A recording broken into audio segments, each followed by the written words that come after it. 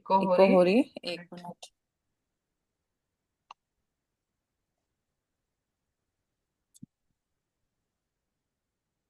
अभी नहीं होगी इको।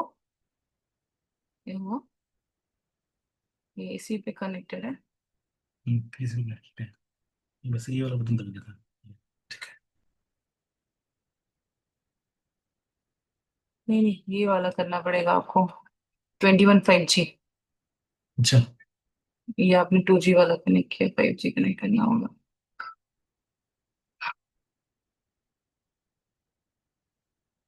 हम्म,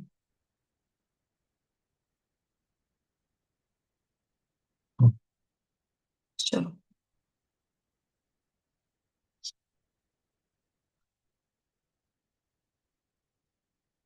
हम्म, चलो स्टार्ट करते हैं।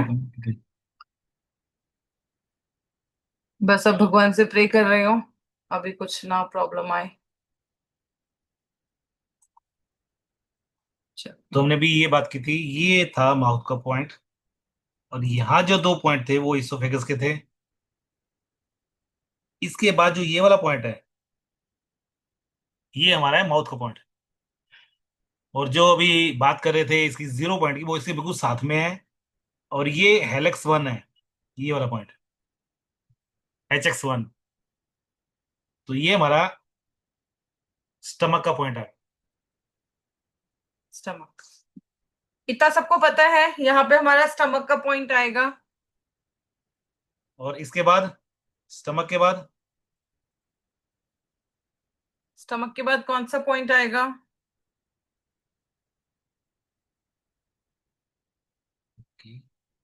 स्टमक के बाद कौन सा पॉइंट आएगा? Small intestine. ये आ गया स्मॉल इंटेस्टाइन का। और उसके बाद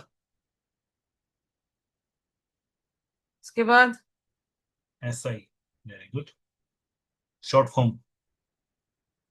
ये उसके बाद वाला पॉइंट। स्मॉल के बाद LI, ठीक है। ठीक है। Large intestine.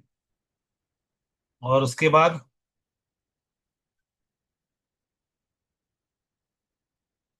Rectum. Rectum, very good Ravindra जी।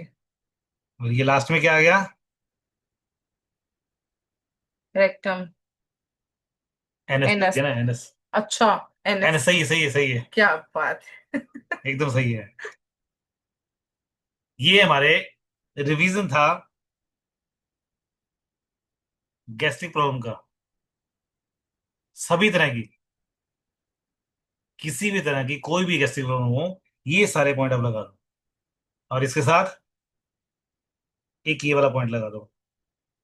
पता नहीं किस चीज का है वैसे, किस चीज का है। ये कौन सा पॉइंट बनाया सर ने ऊपर? ट्राइंगुलर फोसा के अंदर कौन सा पॉइंट बनाया सर ने? शेनमैन। ठीक है। अब ये ध्यान में रखना थोड़ा सा, कि जो ये हमारा पॉइंट है, ये है स्टमक का, ये पॉइंट आ गया 0, और ये आ गया HX1। बिल्कुल साथ साथ पॉइंट है। तो अगर एक सीट भी लगाओ तो भी काम चल जाएगा। ठीक है, तो ऑल गैस्ट्रोइंटेस्टिनल प्रॉब्लम में क्या क्या आ सकता है? कोई बोल रहा है मुझे उल्टियां आ रही हैं, नौजिया हो रहा है, फूड पॉइजनिंग हो गया है, खाना खाया अचानक से उल्टियां, लूज मोशन हो रहा है, डाइजेस्ट नहीं कर पा रहा है क्या मिल्क एंड मिल्क प्रोडक्ट्स, तो लैक्टोज इंटॉलरेंस कहते हैं हम उसको। जब अब आपका लैक्टोज इंटॉलरेंस मतलब आपका फूड आप डाइजेस्ट नहीं कर पा रहे हो, विच इज मोस्टली आपका डेयरी प्रोडक्ट्स है। उसके बाद लूज मोशन हो रहा है बहुत ज्यादा, या बहुत ज्यादा कब्ज का प्रॉब्लम हो रहा है, गैस हो रहा है, पेट में बहुत ज्यादा ब्लोटिंग हो रही है, IBS की प्रॉब्लम है, या तो स्टूल बहुत ज्यादा पास हो रहा है, या बहुत दिनों से कॉन्स्टिपेटेड फील कर रहे हैं, एनस के पास हेमरॉइड्स हो गया है, एनल फिस्टुला हो गया है, डाइवर्टिकुलर डिजीज भी हमारे लार्ज इंटेस्टाइन में देखा जाता है, उसी में पॉलिप्स हो जाते हैं, वो सारी प्रॉब्लम हो जाती है। 1 मिनट, हाँ। उसके बाद आपका अल्सरेटिव कोलाइटिस का प्रॉब्लम हो गया, ये सब कुछ हमने डाइजेस्टिव सिस्टम में देखा हुआ है। क्रॉन्स डिजीज, गैस्ट्रिक अल्सर हो गया, ड्यूडेनम, आपके ड्यूडेनम में अल्सर हो गया, अचानक से सीने में जलन हो रही है, गर्ड हो रहा है, हियाटल हर्निया है। ये सारे हमने हर्निया का भी एक स्पेसिफिक पॉइंट हमने देखा था। अभी अगर हमारे डाइजेस्टिव सिस्टम से रिलेटेड जितनी भी पॉइंट है ना, नहीं शक जब भी हम एक एक चीज को आपको डिटेल में बताने वाले, एक एक चीज, एक एक पॉइंट। अभी हमने ये जनरल ट्रीटमेंट आपको हमने पढ़ाया था कि अगर गैस्ट्रोइंटेस्टिनल का कोई भी प्रॉब्लम होगा तो हमें वहां पे जाना है। अब आप इसमें देखोगे कि इसमें कुछ चीजें आपकी लार्ज इंटेस्टाइन से रिलेटेड है, कुछ आपके एनस का स्पेसिफिक पॉइंट है, कुछ आपके ड्यूडेनम का पॉइंट है, कुछ आपके इसोफेगस का है। तो ये हमने जनरल ट्रीटमेंट आपको बताया था। अब हम एक एक बीमारियों का अभी हम आपको स्पेसिफिक पॉइंट बताएंगे। स्टमक से रिलेटेड जो भी बीमारियां हैं स्पेसिफिक पॉइंट बताएंगे कि अगर किसी को अल्सरेटिव कोलाइटिस है, किसी को क्रॉन्स डिजीज है, किसी को कोलन में पॉलिप्स है, तो इसका स्पेसिफिक पॉइंट कौन सा होगा। तो अभी हम स्पेसिफिक पॉइंट के ऊपर बात करने वाले हैं। ठीक है, अभी सर ने आपको रिवीजन करवाया है। अभी हम इसको और सिंप्लीफाई करके, जो यहाँ पे इतने सारे पॉइंट सर ने बताए हैं ना, अब इसको होगा तो अगर ये नहीं भी अभी याद है तो इतना टेंशन मत लीजिए, क्योंकि अभी हम इंफीरियर और सुपीरियर कोंचा जो है ना, इसको अभी सर आपको डिवाइड करके, यहाँ पे आपको ये डिवाइड करके अब इसमें सारे पॉइंट्स वो बनाएंगे, और इसमें सारे पॉइंट्स बना के आपको एक एक पॉइंट्स, हर एक बीमारियों के एक एक पॉइंट्स अभी आप सर आपको सिखाने वाले हैं। कौन सा रिच क्या होता है वो अभी तो आपको सर बताएंगे। पहले जो मैम ने ये दो हिस्से बना दिए, एक ये वाला और एक ये वाला, तो ये बीच में जो कुछ है, ये पॉइंट आपको बताए हुए हैं। थोड़ा सा इसका बता देता हूँ। इसे नाम क्या दिया गया है? इसे नाम दिया गया है कोंचा रिज का। CR1 और CR2, इसमें दो ही पॉइंट है, और दोनों पॉइंटों के बारे में बता रखा है आपको। ये जो पहला पॉइंट है, ये अभी भी बात की हमने, ये बात है कि ये स्टमक की। ये वाला जो हमारा पॉइंट आ गया, ये आ गया स्टमक का। और जो CR2 आ गया, ये हमने बात की थी डायबिटीज के लिए, पैनक्रियाज की। याद है किसी को? जब यहां से ट्रायंगल बनाया था, ये 0 पॉइंट से हमने ऐसे करके ट्रायंगल बनाया था, तो ये वाला पॉइंट आया था ना? याद है किसी को? ये वाला जो हमने पॉइंट बनाया था, किसी को याद नहीं है? डायबिटीज का एक स्पेसिफिक पॉइंट बनाया था ना, बताया था ना। चलो। चलो, याद तो है। ये हमने पॉइंट बनाया था पेनक्रियास का। तो ये CR1 और CR2 वही पॉइंट है। अब हम बात करेंगे ये ऊपर वाले ट्रैक की, जो कि है सुपीरियर कॉन्चा। तो CR1 आपका स्टमक का पॉइंट हो गया और CR2 आपका पैनक्रियास का पॉइंट हो गया। तो अभी आप सीआर स्टमक भूल जाइए। अभी हम ऊपर से बात करें, स्टमक के ऊपर जो स्मॉल इंटेस्टाइन ड्यूडेनम है ना, वहां से हम डिवाइड कर रहे हैं अभी। अब इसको हमने 8 हिस्सों में डिवाइड कर दिया। इसको हमने 8 हिस्सों में डिवाइड कर दिया, ताकि पॉइंट ढूंढना आसान हो जाए। जब भी कभी आपके पास पेशेंट आया है, आपने थोड़ी देर के लिए आंख बंद करनी है, इसी पिक को आपने ध्यान देना है, और हमें पॉइंट लगाने शुरू कर देने हैं। आंखें बंद करते ही ये पिक आपके सामने आनी चाहिए, ताकि आपको डिवाइडेशन करना आसान हो जाए। तो पहले नंबर पे कौन सा पॉइंट आ रहा है? जो हमारा ये वाला पहला पॉइंट है, ये आ रहा है ड्यूटेरियम का। और जो 2 नंबर हमने अभी थोड़ी देर पहले बात की है, ये पॉइंट आ गया हमारा स्मॉल इंटेस्टाइन का। और ये 3 नंबर आ गया, ये आ गया लार्ज इंटेस्टाइन का। अब इन दोनों 2 और 3 के बीच में जो ये पॉइंट आ रहा है, मैंने आगे बनाया है पिक, एक एक दिखाऊंगा आपको। एक्सप्लेन करते जाते है, हैं, एक एक एक्सप्लेन करते चलिए मैं जाते एक हैं। एक एक्सप्लेन करता रहता हूँ, उससे आपको क्लियर हो जाएगा। देखो अभी सुपीरियर कोंचा के 3 नाम है, याद रखिएगा। सुपीरियर कोंचा भी हम इसको कहते हैं, अपर कोंचा भी कहते हैं, और सिम्बा कोंचा भी कहते हैं।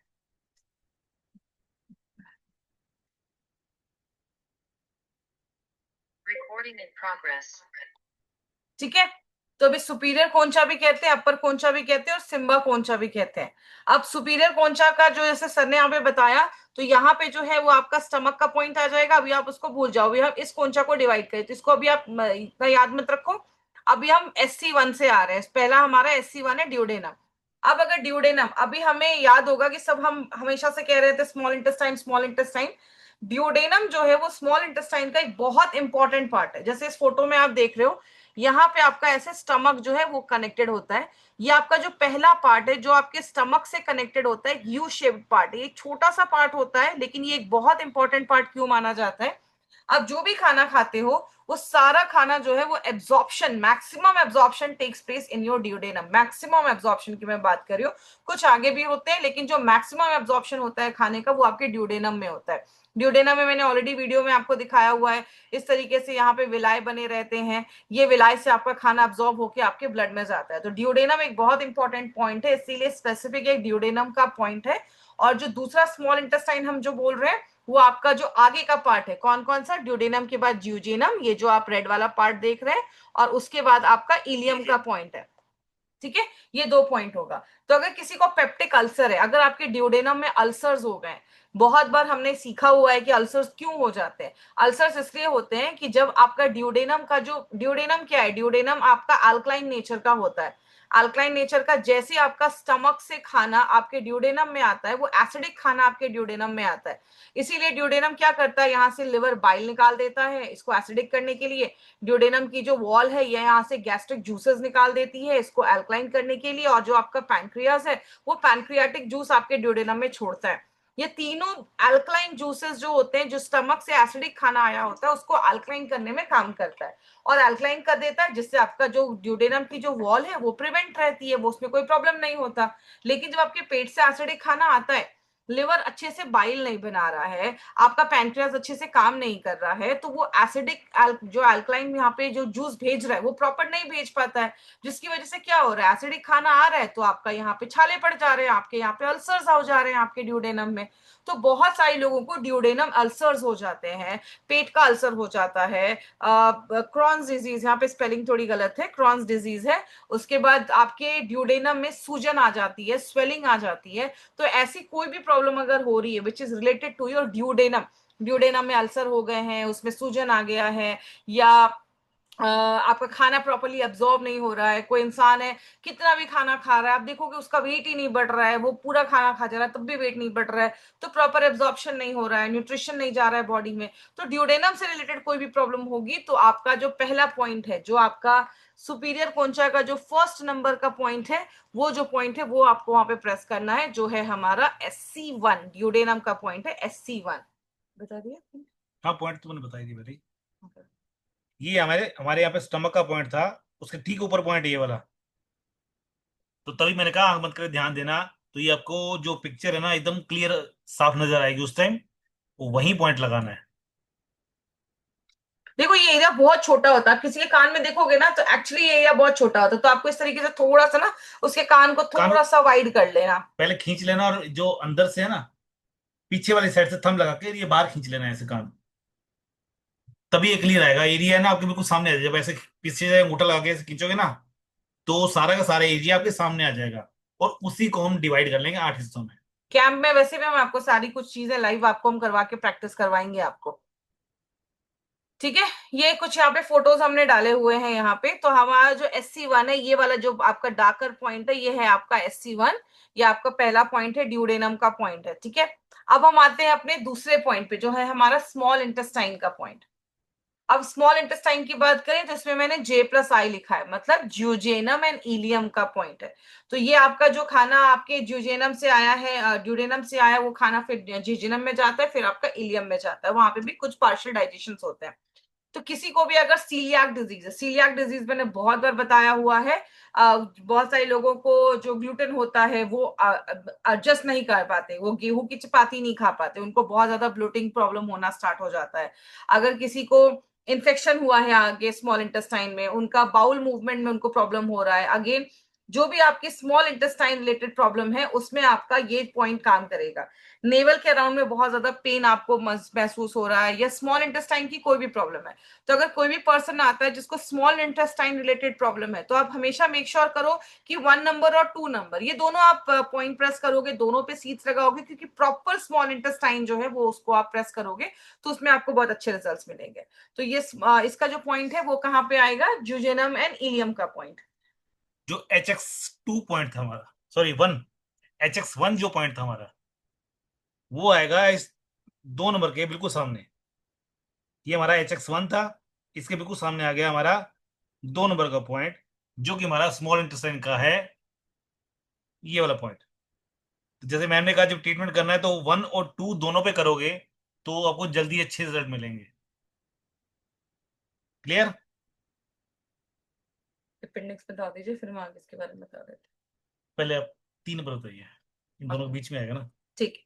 अब हमारा स्मॉल इंटेस्टाइन का भी ट्रीटमेंट हो गया। अभी आप अपेंडिक्स को थोड़ा सा साइड में कर दो, अभी उसको हम अलग से बताएंगे। अब उसके बाद हमारा आता है लार्ज इंटेस्टाइन, और लार्ज इंटेस्टाइन के हमें ऑलरेडी पता है कि लार्ज इंटेस्टाइन के 3 पार्ट्स होते हैं। एक हमारा जो पार्ट ऊपर जा रहा है, असेंड कर रहा है, असेंडिंग कोलॉन।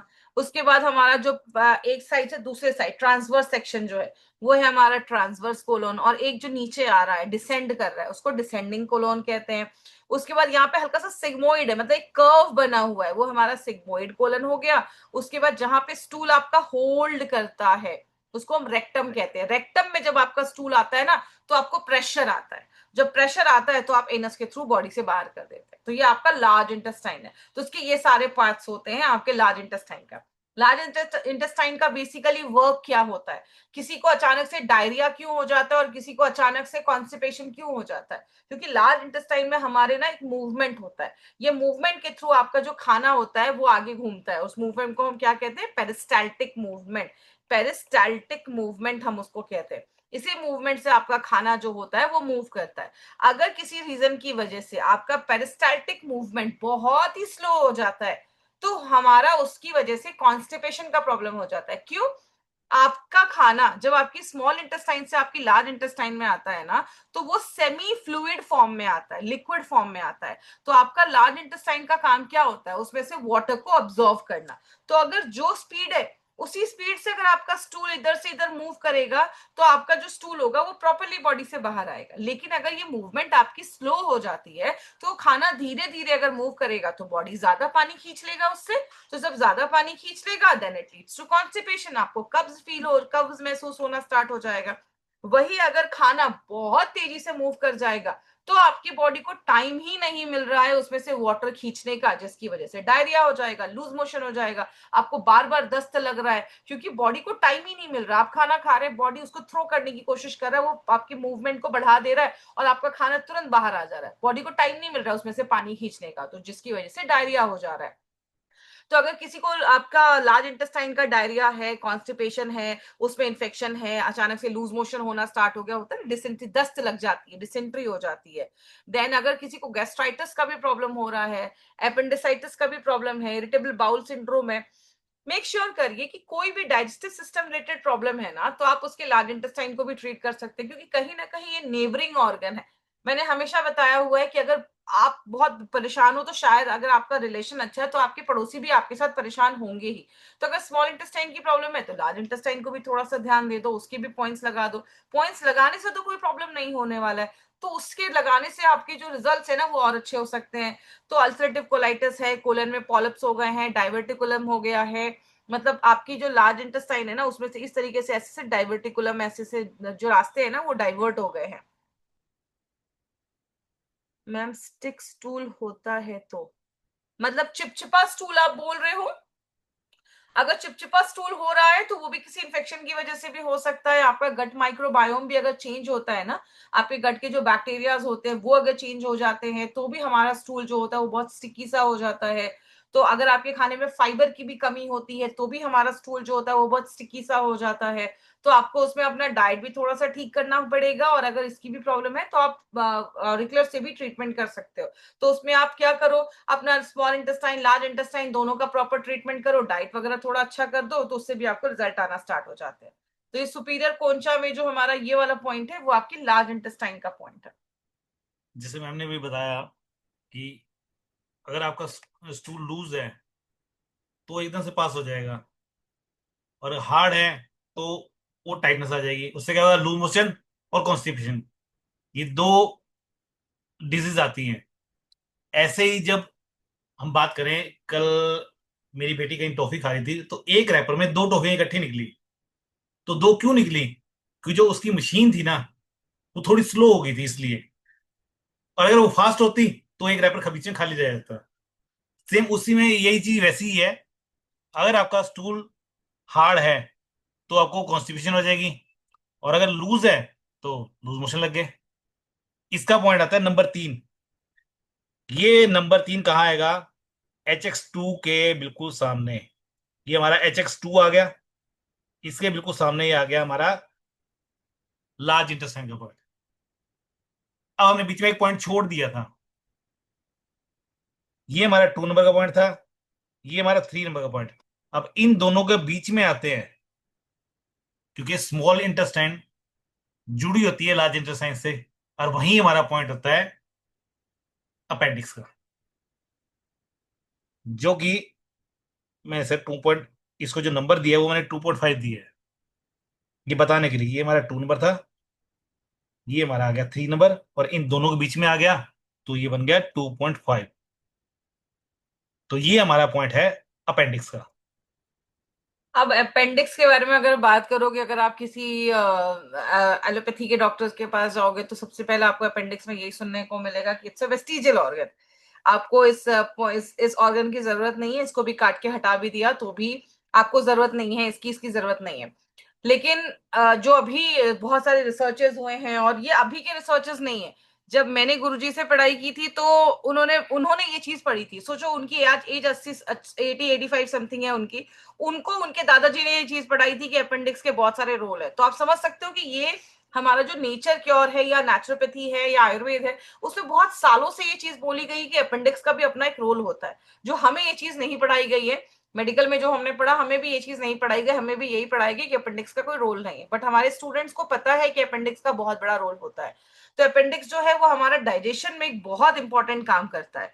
और जिनको भी अपेंडिसाइटिस की प्रॉब्लम होती है, आप देखोगे अचानक से उनको अपेंडिक्स का दर्द स्टार्ट हो जाएगा, अचानक से बहुत ज्यादा पेन होना स्टार्ट हो जाएगा। हमारा जो लोअर राइट, हमारा जो एब्डोमेन है, हमारे राइट साइड का जो एब्डोमेन है, वहां पे अगर किसी को बहुत ज्यादा दर्द अचानक से स्टार्ट हो गया है, तो इट माइट बी अपेंडिक्स का पेन। अपेंडिक्स का पेन हो सकता है। बट ये होता क्यों है? अब यहां से आपका स्मॉल इंटेस्टाइन से आपका जो स्टूल है, खाना जो है एब्जॉर्ब प्रॉपर होने के बाद आपकी लार्ज इंटेस्टाइन में जा रहा है। अब लार्ज इंटेस्टाइन में अगर आपको हमेशा बहुत ज्यादा कॉन्स्टिपेटेड लगा हुआ है, सपोज करो ये एक रोड है, एक हाईवे है। आपने देखा है जब हम लोनावला, अच्छा जो लोग यहाँ से बाहर है, हम जब लोनावला जाते हैं ना तो हम एक्सप्रेस वे के थ्रू जाते हैं। तो उसमें बहुत सारी जगहों पे आप रुक नहीं सकते हो, क्योंकि वहां पे रोड बहुत अच्छे है, स्पीड आप अच्छा खासा ले सकते हो, तो आप रुक नहीं सकते हो। तो आप अगर यहाँ से गाड़ी लेकर जा रहे हो तो आपको यहाँ जाना ही, आप रुक नहीं सकते हो कहीं पे। लेकिन अगर कहीं पे ट्रैफिक जमा हुआ है और उधर आजू बाजू कहीं पे वो कुछ भी खाने पीने की मार्केट लगा हुआ है और ट्रैफिक लगा हुआ है, तो आप हमेशा देखोगे कि लोग उतर के कुछ ना कुछ खाने पीने का सामान लेने के लिए उतर जाते हैं।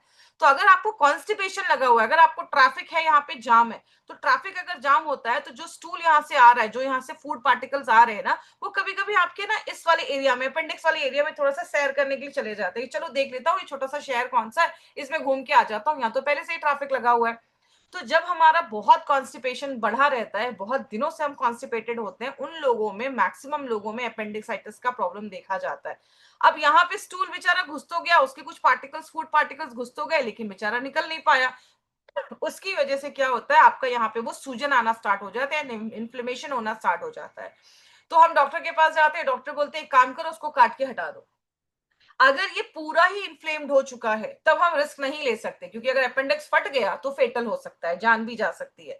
लेकिन अगर आपको कॉन्स्टिपेशन बहुत ज्यादा है तो हमेशा याद रखिए, आपको प्रॉपर अपना जो डाइजेशन है वो अपना इंप्रूव करिए, क्योंकि अपेंडिक्स ना बहुत इंपॉर्टेंट ऑर्गन होता है। क्यों, बस एक ही उसका एग्जाम्पल बता देती हूँ, क्योंकि इसको मैंने अपने स्टूडेंट्स को बहुत बार समझाया हुआ है। हमारा जो लार्ज इंटेस्टाइन होता है उसमें बहुत सारे गट माइक्रोबायोम होते हैं।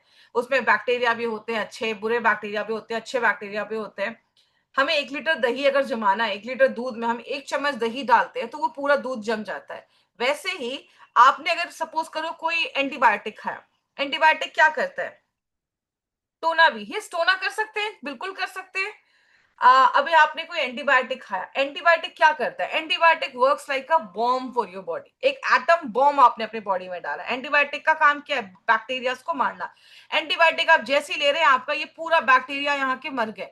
और आजकल तो मैं देखती हूँ थोड़ी सी भी सर्दी खांसी होती है, लोग तुरंत एंटीबायोटिक खाना स्टार्ट कर देते हैं। मैंने डिलीवरी के बाद तक एंटीबायोटिक नहीं लिया। तो प्लीज एंटीबायोटिक से दूर रहा करिए। आप जितना एंटीबायोटिक खाते हैं, आपके उतने गट बैक्टीरिया डिस्टर्ब हो जाते हैं।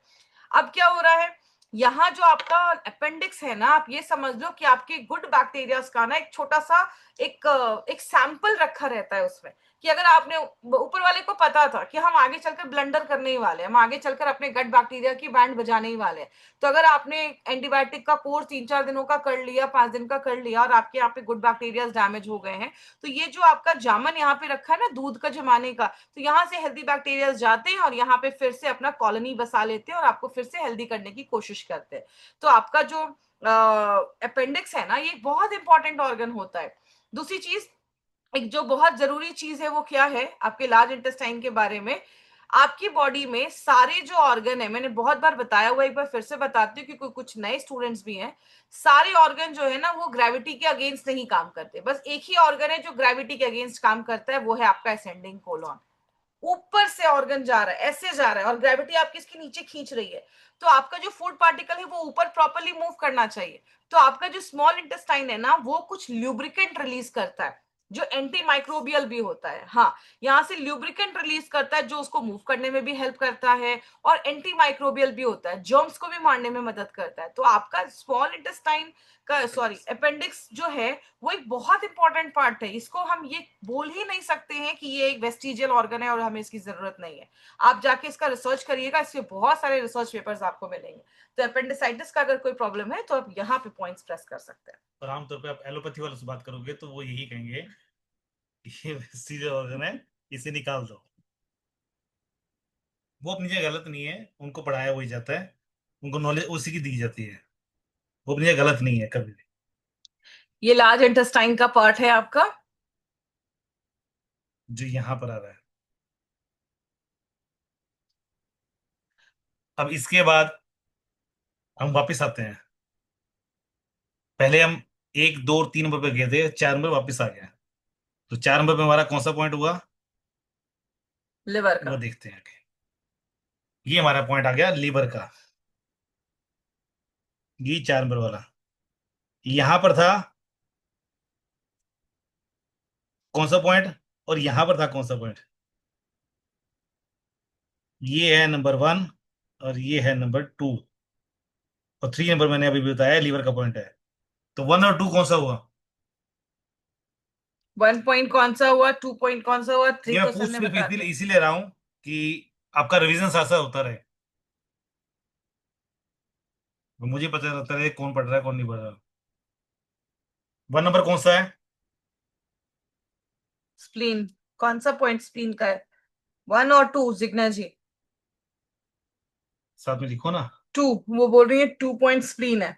जिग्ना जी कह ओके। रही है 2 पॉइंट स्प्लीन है, और ईशक जी कह रहे हैं पहला वाला पॉइंट स्टमक है।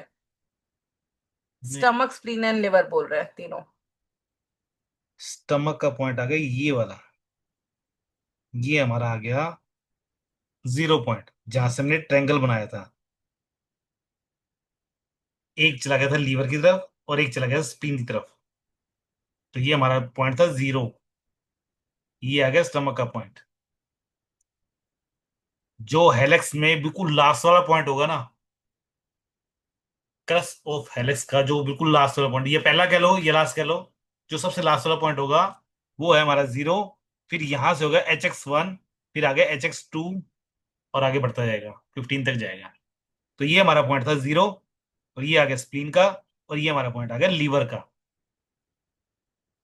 जो कि जब हम क्रस ऑफ हेलिस की सुपीरियर कॉन्चा की बात करेंगे, वो चौथे नंबर पॉइंट आएगा। ठीक। और इसी में भी सर ने पैनक्रियास का भी पॉइंट आपको समझाया, याद आया सबको। इन दोनों के जो बीच का पॉइंट था।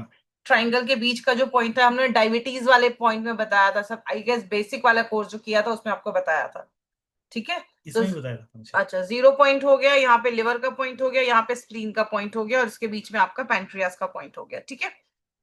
अब लिवर के ऊपर आते हैं। लिवर हमारी बॉडी में सबसे बड़ा ऑर्गन होता है, वाइटल ऑर्गन होता है, सबसे जरूरी ऑर्गन होता है, 500 से ज्यादा काम करता है, डिटॉक्सिफिकेशन से लेकर आपके शुगर को कंट्रोल करने से लेकर आपके ब्लड को फिल्टर करने से लेकर आपके खाने को फिल्टर करने से लेकर हर एक चीज का काम हमारा लिवर करता है। तो लिवर एक बहुत इंपॉर्टेंट ऑर्गन है, और इस पे बहुत, इससे रिलेटेड बहुत सारी प्रॉब्लम होती है। अब इससे रिलेटेड कौन कौन सी प्रॉब्लम होती है, अब यहाँ पे सर ने अभी आपको यही चीज बताई, लिवर बताया, स्प्लीन बताया।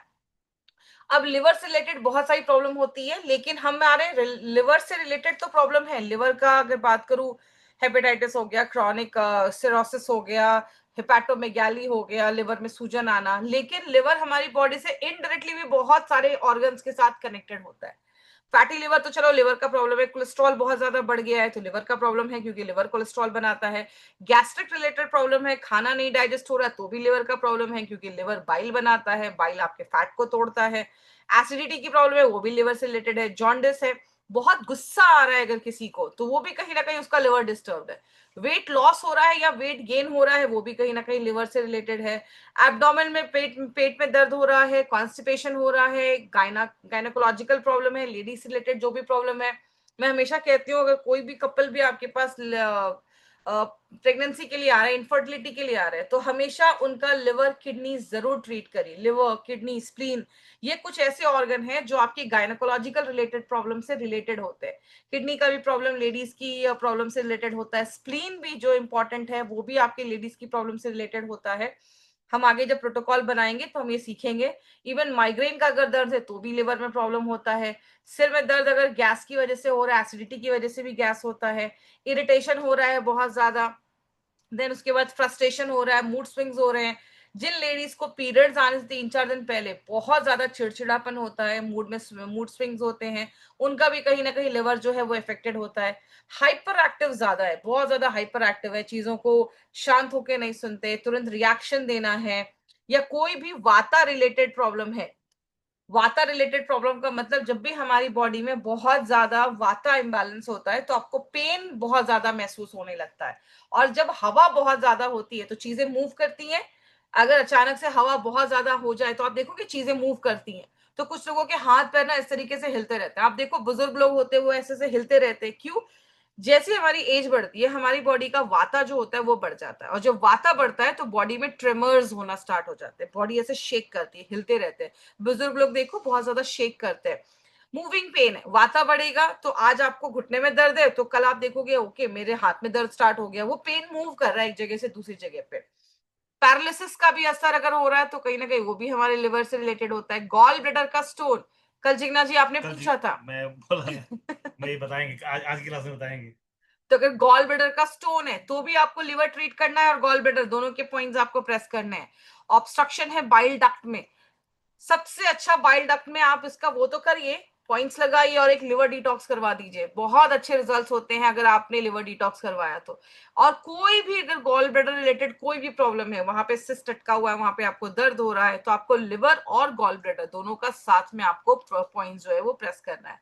लिवर हमारी बॉडी का 500 से ज्यादा काम करता है, इसीलिए लिवर हमारी बॉडी के हर एक ऑर्गन्स के साथ कनेक्टेड होता है। आपका हार्ट, लिवर, इवन मुंह में अगर आपके छाले भी आ रहे हैं ना तो वो भी कहीं ना कहीं इनडायरेक्टली लिवर से कनेक्टेड है। लिवर डिटॉक्स के हमने कोर्सेज में हर एक ऑर्गन कैसे कैसे कनेक्टेड है वो सब हमने सीखा था।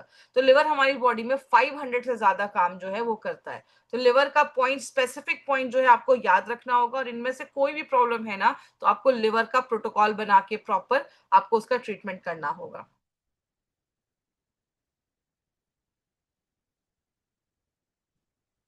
लीवर का पॉइंट तो मैंने बता ही दिया कहाँ पर आ रहा है,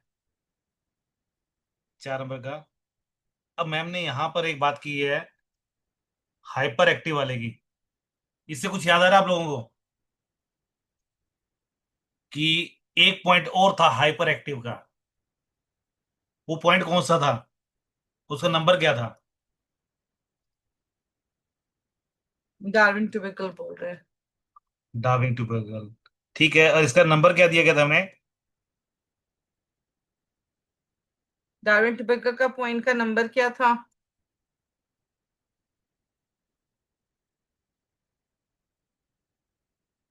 डार्विन ट्यूबिकल का पॉइंट का नंबर क्या था? नंबर याद है किसी को?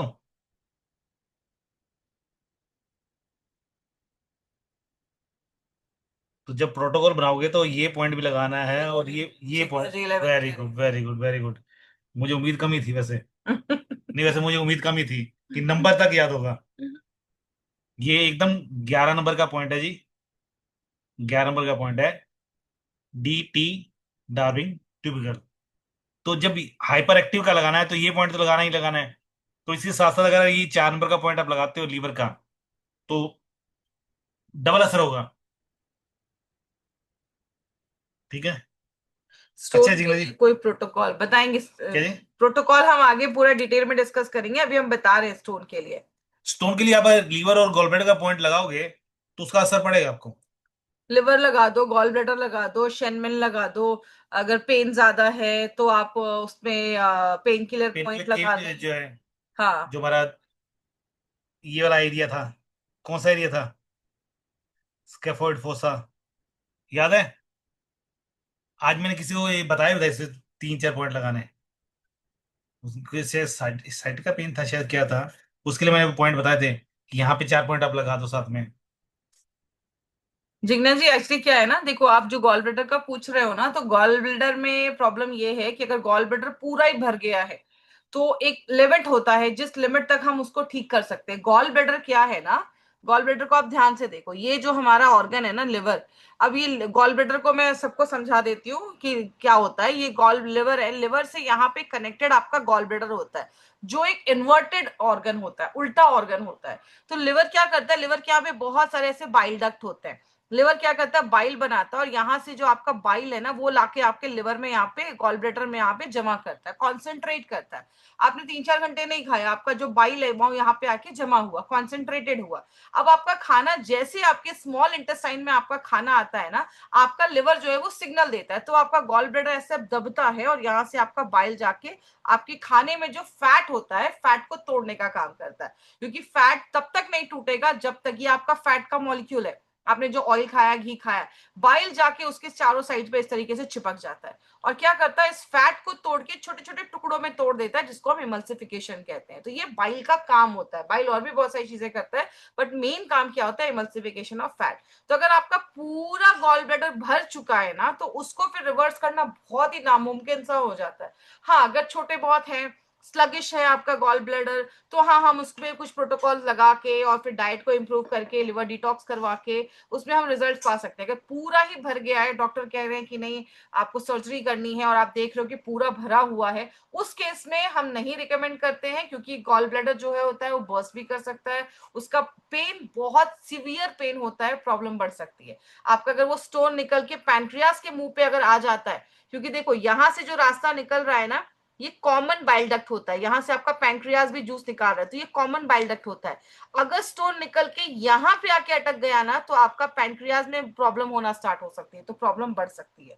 ठीक है। इससे मैंने एक ट्रीटमेंट किया था, उसके सिंगल स्टोन था 21 mm का, बहुत बड़ा स्टोन था। और वो भी हिम्मत वाला था, रोज आता था ट्रीटमेंट करवाने के लिए पंजाब में मेरे पास। और उसके लगभग 4 से 6 महीने लगे थे। डॉक्टर तक हैरान थे। वो धीरे धीरे छोटा, जब भी वो अल्ट्रासाउंड कराने जाता ना, कुछ और छोटा मिलता उसको। वो मेरे पास तब तक आता रहा जब तक वो 5 mm का हो गया था। और उसके बाद मैं मुंबई आ गया और वो वहां रह गया। उसको मैं बता के आया था ये ट्रीटमेंट ऐसे करना है, उसने किया या नहीं किया वो मुझे पता नहीं। मैंने दोबारा पूछा नहीं कभी उससे। कभी मिले तो जरूर पूछूंगा।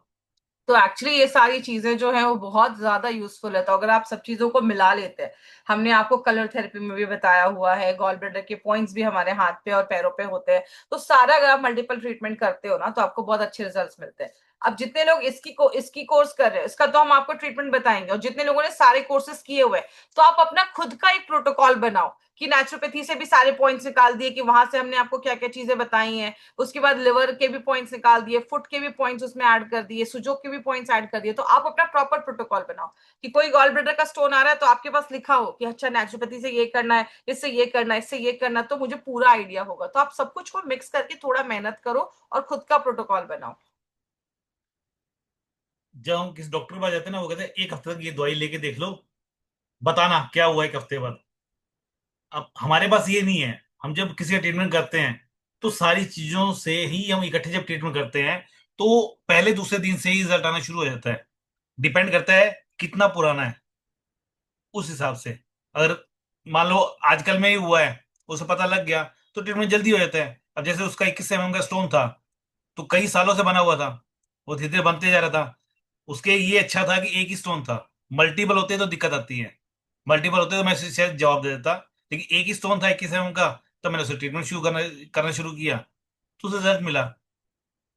तो इसका जो नंबर है गॉल ब्लैडर का, वो है 5 नंबर।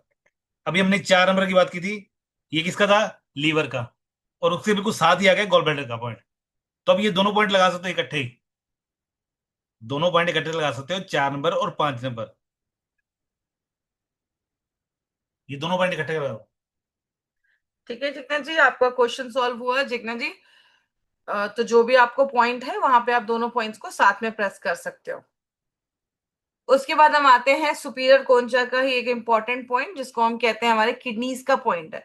अब किडनी हमारी बॉडी में दो होते हैं, उसका काम क्या है, आपके किडनी का जो यूरिन है, आपकी बॉडी का जो यूरिन है उसको फिल्टर करने का काम करता है। दोनों किडनी पे आपके न्यूरॉन्स नेफ्रॉन्स होते हैं। आपके 10 लाख नेफ्रॉन अगर इस तरह हुए तो 10 लाख नेफ्रॉन इधर हुए, टोटल 20 लाख नेफ्रॉन है, मतलब 20 लाख फिल्टर आपकी किडनी में होते हैं। लेकिन जैसे जैसे हमारी एज बढ़ती जाती है और जैसे जैसे हमारा डाइट खराब होता जाता है, एक्सेस ऑफ सॉल्ट कंजप्शन, बहुत ज्यादा सोडियम कंजप्शन लेने से हमारा जो किडनी होता है वो इफेक्ट हो जाता है। हमारा ब्लड प्रेशर जो होता है वो कंट्रोल नहीं हो पा रहा है, क्योंकि किडनी जो है उसका मेन काम क्या है, वो एक बहुत इंपॉर्टेंट काम भी करता है, मेन काम नहीं बोलूंगी, बहुत इंपॉर्टेंट काम करता है। आपकी बॉडी में सोडियम पोटेशियम सबका लेवल बैलेंस करता है, आपके ब्लड प्रेशर को कंट्रोल करता है, आपका हीमोग्लोबिन भी बढ़ाने में मदद करता है। हीमोग्लोबिन बनता किससे, इरेथ्रोपोइटिन। आपका किडनी एक केमिकल रिलीज करता है जिसको हम एरिथ्रोपोइटिन कहते हैं। ये एरिथ्रोपोइटिन आपकी बड़ी हड्डियों के पास जाता है और वहां पे जाके सिग्नल देता है, तब आपका आरबीसी रेड ब्लड सेल्स बनने में मदद करता है। तो जितने भी आपके पेशेंट होंगे ना, किडनी के पेशेंट होंगे, उन सबका आप देखोगे हीमोग्लोबिन का लेवल कम होता है, क्योंकि इसका काम ही आपका किडनी करता है। तो अगर किसी को सीकेडी का प्रॉब्लम है, क्रॉनिक किडनी डिजीज है, जब भी आपके पास कोई सीकेडी का पेशेंट आएगा तो वो उसके पास जो रिपोर्ट होगी उस पे ईजीएफआर लिखा होगा, एस्टिमेटेड ग्लोमेरुलर फिल्ट्रेशन रेट। अगर ये आपका 15 से नीचे आ गया है, 15 से नीचे है मतलब वो किडनी फेलियर का केस है। 15 से 60 के बीच में किडनी डैमेज है, और अगर उसके ऊपर है, 90 के ऊपर जा रहा है तो किडनी ठीक है, कोई प्रॉब्लम नहीं। 90 100 के ऊपर रहता है तो अच्छा माना जाता है, ठीक माना जाता है। तो अगर किसी का ईजीएफआर 15 के नीचे आ गया है, मतलब किडनी फेलियर का केस है, उसको हम सीकेडी के केसेस बोलते हैं, क्रॉनिक किडनी डिजीज है, सीकेडी का प्रॉब्लम है। दूसरा एक प्रॉब्लम हो सकता है किडनी में स्टोन का प्रॉब्लम है, अगर किडनी में पथरी हो गई है तो उसमें प्रॉब्लम है। यूरिनरी ट्रैक्ट इन्फेक्शन, यूटीआई, किसी को यूरिन के रास्ते में बहुत ज्यादा इन्फेक्शन हो गया है, या कोई लेडीज है उनको बहुत ज्यादा रिकरेंट इन्फेक्शन हो रहा है यूटीआई का।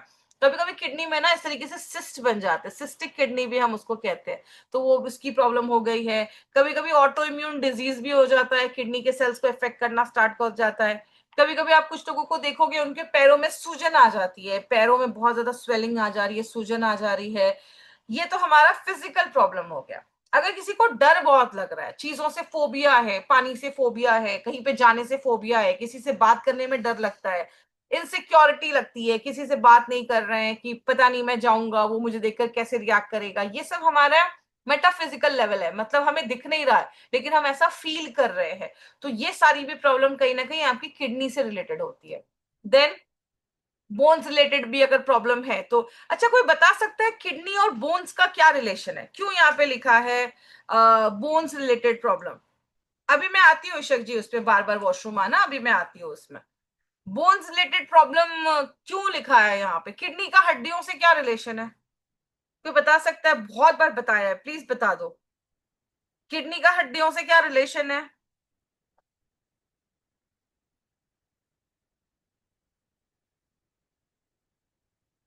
मैं आगे ही नहीं जाऊंगी, किडनी का हड्डियों से क्या रिलेशन है। टिक टिक वन, टिक टिक टू, चलो बताती हूँ। हम्म। किडनी रेनिन बनाता है, रेनिन तो बनाता है dear Awasthi ji. Calcium, yes, kidney calcium. हमारा बॉडी कैल्शियम कैसे एब्जॉर्ब करेगा, जब उसकी बॉडी में, हमारी बॉडी में विटामिन डी का जो लेवल है वो बैलेंस रहेगा। जब विटामिन डी का लेवल बैलेंस ही नहीं रहेगा तो बॉडी कैल्शियम नहीं एब्जॉर्ब करेगा। और विटामिन डी आपका कौन सा सिंथेसाइज करता है, आप जब धूप में जाते हो, आपका जो आपके जो स्किन है, आपका सनलाइट अब्सॉर्ब करता है, सनलाइट अब्सॉर्ब करता है, केमिकल रिलीज करता है, वो केमिकल में ट्रांसफॉर्मेशन होता है, वो आपके लिवर में जाता है, वहां से चेंज होता है, किडनी पे आता है, किडनी फाइनल आपके विटामिन डी को कन्वर्ट करता है, और वो विटामिन डी का फॉर्म जो किडनी से निकलता है, उसी की वजह से आपका कैल्शियम आपकी हड्डियों में जाने का काम करता है, और आपका कैल्शियम हड्डियों में घुसता है। तो अगर आपका किडनी अच्छे से काम नहीं करेगा तो ऑल बोन रिलेटेड प्रॉब्लम आएगा। Yes, very good Priyanka ji. ये समझ लीजिए, रेनिन तो रिलीज करता है, रेनिन हमारा ब्लड प्रेशर से रिलेटेड है। जैसी किडनी फील करता है कि उसके पास जो खून आ रहा है उसका प्रेशर कम है, तो किडनी रेनिन रिलीज करता है, और जैसे ही वो रेनिन रिलीज करता है, ये रेनिन एक रिएक्शन स्टार्ट करता है जिसको हम रास सिस्टम में बोलते हैं। जितनी भी ब्लड प्रेशर की दवाइयां होती हैं, वो कुछ दवाइयों की जो कैटेगरी है डायूरेटिक्स, वो रास सिस्टम के ऊपर काम करते हैं आपका ब्लड प्रेशर कम करने के लिए। तो ये अभी एक अलग टॉपिक है, वो हमने देखा है डीडीएचएन में। तो अभी आपका रेनिन एक अलग है जो ब्लड प्रेशर को बढ़ाने में मदद करता है। जैसे ही आपका ब्लड प्रेशर कम होता है, रेनिन रिलीज करता है और एक सिस्टम के थ्रू आपका बीपी बढ़ना स्टार्ट हो जाता है। ठीक है, तो किडनी से रिलेटेड ये सारी अगर प्रॉब्लम है तो आपको किडनी का जो पॉइंट है वो प्रेस करना। किडनी का पॉइंट कहाँ आएगा वो अभी सर आपको बताएंगे। वो बताने से पहले, अगर किसी ने चीटिंग करनी है तो वो कर लो। यहां पर कौन सा पॉइंट था? अपनी बॉडी से चीटिंग करनी है तो कर लो, बॉडी सबके पास है। और ये किडनी का पॉइंट आ गया नंबर 6 का। तो यहां पर कौन सा पॉइंट था? नहीं आया अभी किसी का जवाब। नहीं, आ जाएगा। बहुत आसान है, बहुत आसान पूछा मैंने। मैं चीटिंग बोल दिया, चीटिंग कर सकते हो आप। अपनी बॉडी सामने रख के, सामने नहीं, खुद के पास रख के, और चीटिंग कर सकते हो। बटक्स। नहीं, बटक। बटक्स पे किडनी कहाँ से आ जाएगी? Adrenal gland. फ्रेंच स्पाइन से बात कर रहे हैं हम। French spine. फ्रेंच स्पाइन सीखा था ना, जिसमें 18 डिवाइडेशन की गई थी एंटी हेलेक्स की। साइटिका। क्या? एकदम कहाँ पहुंच गए? कोई बात नहीं। पहले आता है सर्वाइकल, फिर आता है थोरेसिक। किसी थोरैसिक। एक मिनट, नहीं, थोरैसिक। थोरेसिक रीजन नहीं आया। उसके बाद क्या आता है? थोरैसिक के बाद कौन सा एरिया आता है? लंबार। लंबार। लंबार के बिल्कुल साथ में आ गया किडनी का पॉइंट। तो जब हम अपनी बॉडी को देखेंगे ना, तो लगभग लगभग लंबार के साइड में ही किडनी के पॉइंट लगभग आ गए। तो यहां पर लंबार का पॉइंट था ना, लंबर, सैक्रल, और यहां पे आ गया टेलबोन का। आया था। जब हमने फ्रंट स्पाइन देखा था, उसके अंदर हमने 18 पार्ट किए थे। तो उस 18 पार्ट में से यहां आया था लंबर का, ये सैक्रल का, और ये आ गया टेलबोन का। ये लगभग रिलेट कर रहे हैं हम। तो हमारा ये पॉइंट आ गया 6 नंबर का। सर एक इमेज दिखा दो, इन लोगों को अच्छे से हाँ, समझ में आएगा। बिल्कुल बिल्कुल। ये देखो। मैम एक इमेज दिखा रहे हैं, वो आप देख लो। जो नहीं नहीं, इससे नहीं दिखेगा, अच्छा। मेरे को यहाँ पे इंटरनेट पे सर्च करके दिखाना होगा। अभी सर ने जो आपको बताया है, लंबार जो आपको बताया है, वो लंबार कैसे आएगा वो अभी मैं आपको दिखा रही हूँ, जिससे आपका कॉन्सेप्ट क्लियर होना चाहिए।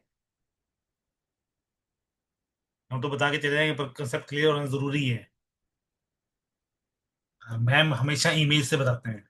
कि वो दिमाग में फीड हो जाता है ना। बिल्कुल बिल्कुल, वो फीड हो जाते हैं। अभी थोड़ी देर पहले मैंने ही कहा था ना, आंख बंद करके देखोगे ना, वो सारी सारी इमेज आपके सामने आ जाएगी। तो वैसे ही ये भी आपके सामने आ जाएगी। अभी देखो मैं आपको एक इमेज दिखा रही हूँ। ये इमेज देखोगे तो आपको समझ में आ जाएगा सर ने अभी किस तरीके से बोला। अभी सब लोग अभी कह रहे थे ना कि ये वाला पॉइंट यहाँ आएगा वहां आएगा, कैसे आएगा वो अभी आप ध्यान से देखो। अब ये वाला फोटो आप सबको दिख रहा होगा स्क्रीन पे। दिख रहा है सर? स्क्रीन पे दिख रहा है? मैं मैसेज भी दिखाई। ये आपके हाँ, दिख रहा पीछे, है। ये आपके दिख, पीछे वाला जूम हो स्पाइन सकता है। है, जूम हो हाँ, सकता है, जूम। यहाँ से करना होगा। चलिए, वैसे दिख रहा है, इतने इतने में दिख रहा है। अपनी अपनी स्क्रीन को जूम कर लो, थोड़ा करने तो। और इससे ज्यादा जूम नहीं नहीं होगा। नहीं, बहुत है, बहुत है, बहुत है। अभी देखो, अभी सर ने क्यों बताया लंबार के एरिया में आएगा, वो आप यहाँ देखो, यहाँ पे आपका थोरासिक आके यहाँ पे खत्म हो जा रहा है। ये आपकी लास्ट वाली आपकी फ्लोटिंग रिब है। अब ये जो लंबार का एरिया स्टार्ट हो रहा है ना, जो आपका किडनी है ना, जो आपके लंबार के एरिया में यहाँ पे आ रहा है। तो आपका अगर वहां से आप, जैसे सर ने अभी आपको बताया था कि लंबार के एरिया के पास में आपका पीछे के साइड पे आपका किडनी आ रहा है। तो इमेज से समझ में आ रहा है सबको? इमेज से कुछ क्लियर हुआ कि सर ने क्यों बोला? अब आप यहाँ पे गड़बड़ नहीं करोगे ना? जहां पे किडनी आएगा उसके साथ का जो पॉइंट होगा वो आपका लंबार रीजन होगा। क्लियर हुआ इमेज देख के? ठीक है। तो इससे क्या होगा, वो पॉइंट भी आपको याद हो गया। ये तो आपको किडनी का पॉइंट तो याद हुआ ही हुआ, इससे आपको लंबार का पॉइंट भी याद हो गया, और लंबार से किडनी का पॉइंट याद हो गया। भूलने की गुंजाइश बहुत कम हो जाती है। अब जब रिलेट करके एक एक दो दो पॉइंट को रिलेट करके देखोगे ना तो आपको वो पॉइंट्स हमेशा के लिए याद हो जाएंगे फिर। ठीक है, तो यहाँ पे सर ने आपको ये समझाया था अभी। तो मेरे हिसाब से एकदम क्लियर हो गया होगा, कोई कंफ्यूजन नहीं रही होगी। अब आगे बढ़ते हैं। Urinary bladder. ठीक है। अब हम यूरिनरी ब्लैडर, अभिषेक जी जो आपका क्वेश्चन था ना बार बार यूरिन आता है, तो वो भी अभी हम देखते हैं। यूरिन देखिए, यूरिन ना दो लोगों को दो, अगर मैं मेल और फीमेल की अगर मैं बात करूं तो फीमेल में मोस्टली क्या देखा जाता है, यूरेटर जो होता है, सॉरी आपका जो यूट्रस होता है उसके नीचे आपका यहाँ पे आपका ब्लैडर होता है। तो कभी कभी यूट्रस प्रोलैप्स होने की वजह से, मतलब आपके मसल्स, सारे ऑर्गन्स को मसल्स ने तो पकड़ के रखा है, तो अगर आप एक्सरसाइज नहीं कर रहे हो या आपके मसल्स वीक होते हैं तो आपका यूट्रस जो होता है वो गिर जाता है। किस पे गिरता है लेडीज के केस में? आपके ब्लैडर पे गिर जाता है, जिसकी वजह से आपको हमेशा से जैसे थोड़ा सा भी ब्लैडर फिल होगा आपको यूरिन जाने की अर्ज आएगी, लेकिन आप जाओगे तो उतना यूरिन पास नहीं होगा। जेंट्स में भी जो आपका यूरिनरी ब्लैडर है, एक साइड से प्रोस्टेट और एक साइड से रेक्टम, रेक्टम उसके बीच में हो रहा है। तो यूरिनरी ब्लैडर जो है उसके अगर बहुत ज्यादा लोगों को ऐसे फीलिंग आ रही है तो आपका कॉन्स्टिपेशन का प्रॉब्लम हो सकता है, या आपका प्रोस्टेट में सूजन हो सकता है, या आपके ब्लैडर में भी इन्फ्लेमेशन हो सकता है। अब ये ब्लैडर का काम क्या है? ये है आपका किडनी, किडनी के ऊपर हमारा यहाँ होता है एड्रीनल ग्लैंड, उसके बाद यहाँ से किडनी से ये यूरेटर, दोनों किडनी से ये यूरेटर, ये जो आप ब्लड, ये दोनों ब्लड वेसल्स है, अभी हम ब्लड वेसल्स की बात नहीं कर रहे। यहाँ से आपका ब्लड होता है, आपका यूरिन जो होता है यहाँ से पास होके आता है और आपके ब्लैडर में यहाँ पे फुल हो जाता है। अब जब ये किसी का किडनी का स्टोन होता है ना, तो किडनी का स्टोन आपकी किडनी में भी हो सकता है, इस ब्लैडर इस यूरेटर में भी फंसा हो सकता है, या इस ब्लैडर में भी हो सकता है। तो किडनी का जो स्टोन है वो कहीं पे भी हो सकता है। तो किडनी का जो हमारा यूरिनरी ब्लैडर है, अभी हम उसके बारे में बात करें, किडनी के बारे में बात कर चुके हैं। तो जो यूरिनरी ब्लैडर है उसमें अगर किसी को यूटीआई है, जो लेडीज में बहुत कॉमन देखा जाता है यूटीआई, आपकी यूरिन इनकॉन्टिनेंस है। यूरिन इनकॉन्टिनेंस का मतलब आपका जो यूरिन है ना वो बहुत ही स्लो स्लो करके आ रहा है, और खासकर कुछ लोगों को आप देखो वो हल्का सा छीकेंगे भी ना तो उनका यूरिन पास हो जाएगा, या अचानक से कोई स्ट्रेस है तो उसमें यूरिन पास हो जाएगा। क्यों? यहाँ पे ना एक एक्सटर्नल स्प्लिंटर लगा रहता है, जिससे हम, आप देखो अगर आप हेल्दी हो तो आप यूरिन को ना होल्ड कर होल्ड करो। सकते हो, हाँ आपकी होल्डिंग कैपेसिटी जो होती है वो अच्छी होती है। लेकिन जैसे जैसे हम बुजुर्ग होते जाते हैं और हमारे जो मसल्स होते हैं वो कहीं ना कहीं वीक होते जाते हैं, तो ये जो स्प्लिंटर है ना हमारा यहाँ का जो ढक्कन होता है ना वो हमारा लूज हो जाता है।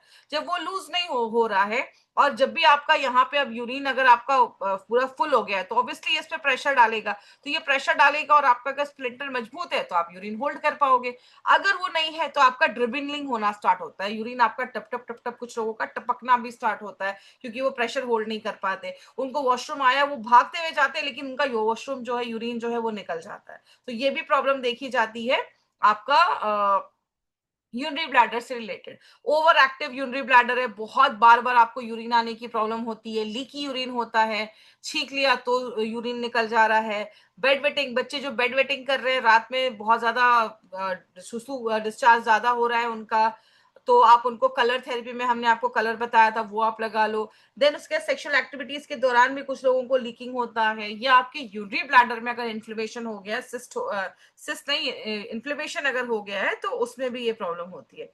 ये सुजाता जी, ये थोड़ा सा ना एज के साथ होता है, लेकिन अगर आप अपने एब्डोमिनल मसल्स का एक्सरसाइज कर रहे हो, 1 मिनट का प्लैंक से स्टार्ट करो। 1 मिनट प्लैंक से अगर आप स्टार्ट करते हो, सबसे ज्यादा आपके एब्स मसल्स जो होते हैं वहां पे वो स्ट्रांग होते हैं।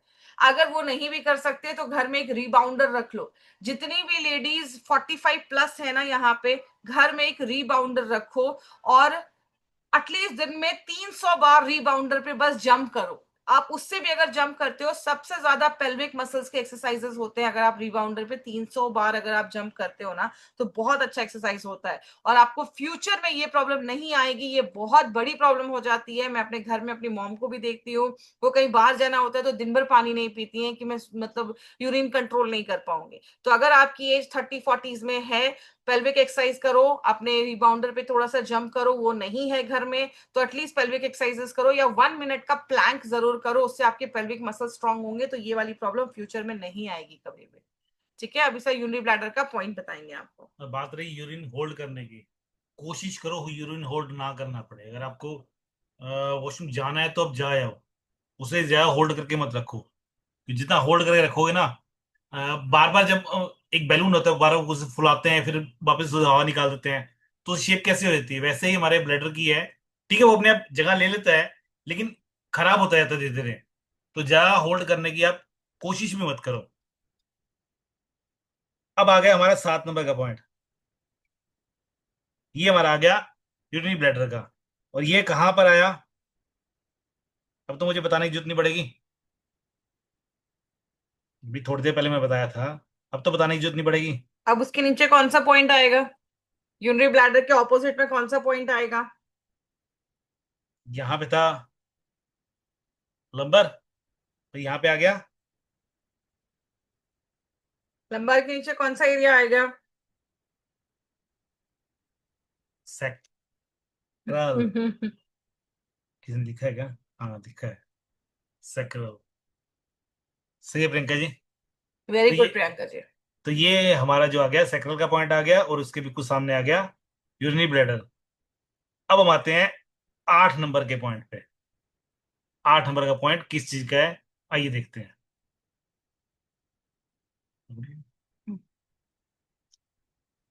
अब हम 8 नंबर के पॉइंट पे आते हैं, जो है हमारा रेक्टम, एनस, प्रोस्टेट हो गया, टेस्टिस हो गया, जो भी यूरोजेनाइटल जो भी रिलेटेड प्रॉब्लम्स होता है उसका रिलेटेड हमारा ये पॉइंट है। तो प्रोस्टेट की अगर मैं बात करूं तो जेंट्स में प्रोस्टेट बहुत इंपॉर्टेंट रोल प्ले करते हैं, क्योंकि यहाँ से जब जेंट्स में टेस्टिस, यहाँ से टेस्टिस जो होता है, यहाँ से आपका स्पर्म जो होता है वो बन के आपका टेस्टिस से आपके स्वास डिफरेंस, ये जो आपकी लाइन है यहाँ से आपसे आपका जो स्पर्म है वो यहाँ से आता है, यहाँ पे कुछ ग्लैंड्स होते हैं, उसमें वो कुछ लिक्विड्स, हमने ये ऑलरेडी रिप्रोडक्टिव सिस्टम में पढ़ा है।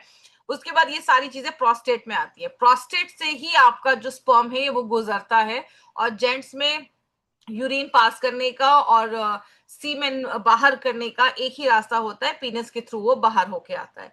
तो प्रोस्टेट जो है वो बहुत इंपॉर्टेंट रोल प्ले करता है आपके जेंट्स में। और जेंट्स के एरिया में वो जो आपका पॉइंट है वो रेक्टम का भी एरिया आ जाता है, वो आपके एनस का भी एरिया आ जाता है, प्रोस्टेट का भी एरिया आ जाता है, टेस्टिस का भी एरिया आ जाता है। तो मेल के केस में कोई भी यूरोजेनाइटल प्रॉब्लम अगर है, उनको यूरिन पास करने में प्रॉब्लम हो रही है, ये सब में प्रॉब्लम हो रही है, तो आप उनका किडनी यूरिनरी ब्लैडर का तो पॉइंट लगाएंगे ही, बट अगर उनको और भी प्रॉब्लम है, एनएस रिलेटेड प्रॉब्लम है, रेक्टम रिलेटेड प्रॉब्लम है, प्रोस्टेट रिलेटेड प्रॉब्लम है, टेस्टिस रिलेटेड प्रॉब्लम है, तो वो सारी चीजें जो है वो आपका एक सिंगल पॉइंट है। तो अगर स्पर्म क्वालिटी अच्छी नहीं है उनकी तो आप वहां पे लगा सकते हैं, मोटिलिटी कम है, अगर स्पर्म अच्छे से नहीं बन रहा है वहां पे भी आप लगा सकते हैं। फीमेल में जो है यूरेथ्रा है, क्लिटोसिस का पॉइंट है, वजाइना है, और अगर यूटीआई है, पेट के एरिया में बहुत ज्यादा दर्द हो रहा है या यूटीआई का प्रॉब्लम है, इन सबसे रिलेटेड जो भी प्रॉब्लम है, ये समझ लो यूरोजेनाइटल प्रॉब्लम अगर है आपका, अगर यूरिन से रिलेटेड कुछ प्रॉब्लम है या जेनाइटल से रिलेटेड कुछ प्रॉब्लम है, उसका ये पॉइंट है हमारा 8th पॉइंट जो है वो लास्ट पॉइंट है हमारा। Ma'am for polyps any point surgery was. वो रबड़ करो, 1 2 3 और ऐसे जो कहते हैं, बताओ बताओ बताओ। चलिए, जो हमारा जो लास्ट पॉइंट आ गया सुपीरियर कोंचा का, जो लास्ट पॉइंट है 8 नंबर वाला पॉइंट है, वो मैंने बता ही दिया किस चीज का आ रहा है। और ये आ किसके सामने रहा है, यहाँ तो आ ही गया, आपने देख ही लिया होगा, टेल बोन का। किसका? ये हेलिक्स का हाँ वो बता अच्छा। देंगे, आप पहले इनसे पूछ तो ले। ओके। यहाँ यहाँ पर हेलेक्स का कौन सा पॉइंट आ रहा है? देख लिया होगा स्लाइड में अभी। नहीं, मैंने अच्छा कर तो तो दिया था, कुछ चीटिंग करने में अच्छा हुआ तो देख लिया होगा। यहाँ पर हेलेक्स का पॉइंट आता है। ये बार बार मैं इसीलिए पूछ रहा हूँ ताकि आपको है ना कॉन्सेप्ट सारे क्लियर हो जाए। 4 नंबर, चलो कोशिश अच्छी थी। हाँ, 4 पे भी आता है ना। हाँ, कोशिश अच्छी थी। अच्छा, चीफ HX3 का जो पॉइंट है, वो यहाँ पर आता है। आप HX4 भी कह सकते हो, यूरेथ्रल क्योंकि ओपनिंग्स भी आता है क्योंकि वहां पे। बिल्कुल यहाँ पे साथ में ही HX4 आ गया। तो HX4 आपका कहना गलत नहीं है, पर HX3 जो है वो एग्जैक्ट पॉइंट है। और यहां पर हमारा टेलबोन का आ ही गया था। अब हमने शुरू किया था यहां से 1 नंबर, 2 नंबर और 3 नंबर। 1 नंबर हमारा किसी का पॉइंट था? अब चलो जल्दी फटाफट फटाफट, 1 नंबर कौन सा पॉइंट था हमारा? फर्स्ट वाला नंबर कौन सा पॉइंट था सुपीरियर कोंचा में? फर्स्ट पॉइंट क्या था? स्टमक के बाद कौन सा पॉइंट आता है? ये आपका रिलेशन, छोटा सा रिलेशन बता रहा हूं मैं, इस तरफ चलने से और इस तरफ चलने से। मैं छोटा सा रिलेशन बता रहा हूं, तो उसके लिए जल्दी से 1, 2 और 3 जल्दी बता दो। Duodenum, DI। Duodenum, small intestine. Small intestine आ गया यहाँ पे। इलियम और जिजिनियम का पॉइंट आ गया यहाँ पर 3 नंबर पे। Large intestine. Large intestine. 1 2 3 याद हो गया सबको? 1 2 3। और लार्ज इंटेस्टाइन के बाद क्या आएगा? Urinary bladder. आ गया ना? यहीं पहुंच गए वापस। अब अगर हम यहां से जाते हैं, 4 नंबर, 5, 6 और 7, यहाँ कौन सा आया? Liver, gall bladder. आ रहे हो? हम्म। ये यार हमारा पॉइंट आता है लीवर का, गॉल ब्लैडर का। 6 नंबर किसका था? यूट्रस का, किडनी का। Very good. और 7 नंबर? अभी भी बताया मैंने 7 नंबर तो।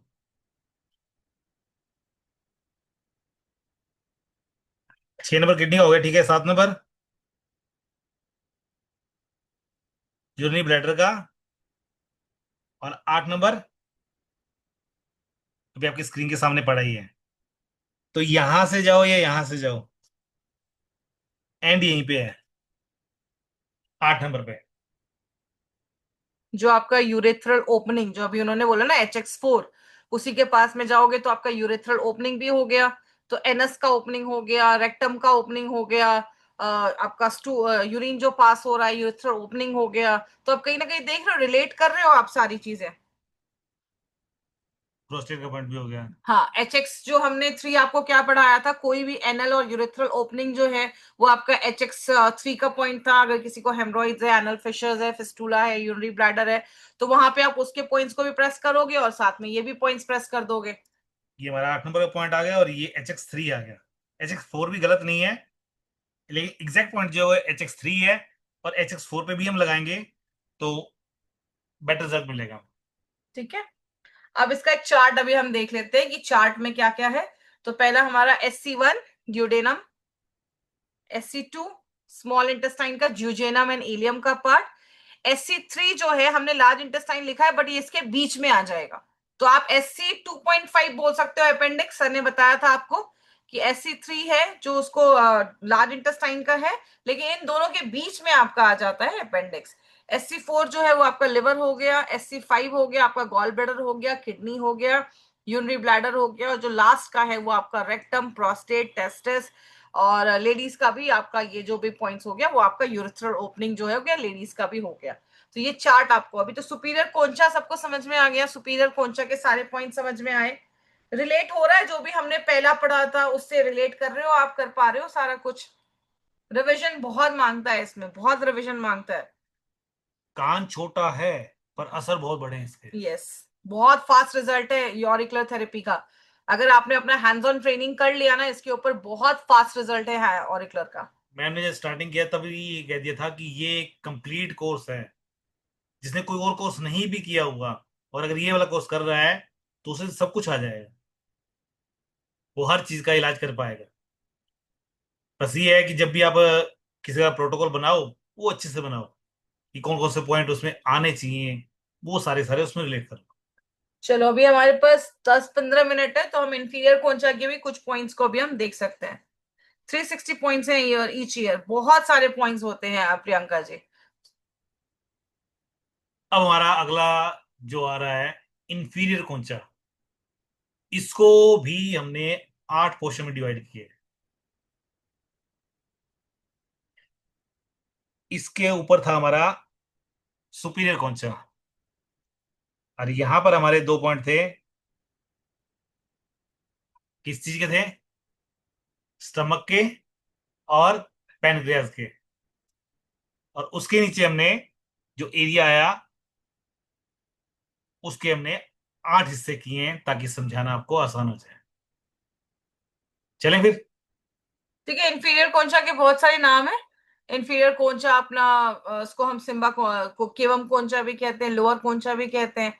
तो हमने आपको ऑलरेडी यहाँ पे बताया हुआ है कि जो यहाँ पे आपका क्रस ऑफ हेलिक्स है, क्रस ऑफ हेलिक्स का क्रस यहाँ पे एज आपको बताया, अभी 2 पॉइंट्स यहाँ पे आपको सर ने अभी सिखाए हैं कि जो हमारा कोंचा रिज, जो सर ने अभी आपको बताया कोंचा रिज, सीआर।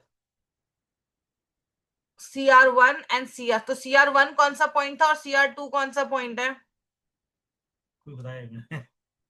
अभी जस्ट बताया है। CR1 और CR2 कौन सा पॉइंट है? CR1 कौन सा रिज पे कौन सा पॉइंट बताया सर ने आपको? अगर नींद नहीं आई तो जल्दी से बता दो, एस बताया टी किसे। CR2, ST stomach. Okay, very good.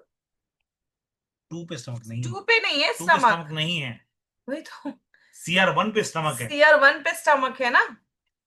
Yes, CR1 पे स्टमक आया हमारा, CR1 पे हमारा स्टमक आया। तो ये कोंचा रिज जो है उसमें CR1 पे हमारा स्टमक आएगा, और CR2 पे कौन सा आएगा? कोंचा रिज। कोंचा रिज सबको समझ में आ रहा है, नहीं आ रहा है? देखो, कोर्स पैनक्रियाज। खत्म करने का टारगेट नहीं लेना है हमें, बिल्कुल स्टेप बाय बिल्कुल। स्टेप भागना है। आज हमें ये दोनों खत्म करने थे, लेकिन सबके सवालों के जवाब भी देने जरूरी है। वो कौन से पॉइंट आमने सामने आ रहे हैं वो बताना भी जरूरी है, ताकि आप भूलो ना जल्दी से। तो प्रियंका जी ने दोनों सवालों के जवाब अच्छे दिए हैं, सही दिए हैं, वेरी एकदम। गुड। पैनक्रियाज और स्टमक। ठीक है, तो ये आपका क्रस ऑफ हेलिक्स आया, क्रस ऑफ हेलिक्स यहाँ पे आपका खत्म हुआ, यहाँ पे आपका CR का 1 और 2 का पॉइंट आ गया। एक आपका स्टमक का पॉइंट हो गया और दूसरा आपका यहाँ पे पैनक्रियाज बोल दिया। पैनक्रियास। अच्छा, आ गया आंसर। हाँ। पैनक्रियास का पॉइंट हो गया, ठीक है। अब उसके नीचे, अब हमने यहाँ पे ऊपर देखा, हमारा जो ये सुपीरियर कोंचा, हमने इसके यहाँ पे पॉइंट्स देखे थे, तो यहाँ पे हमारा स्टमक के ऊपर हम चले गए थे, ठीक है, हम स्टमक के ऊपर गए थे।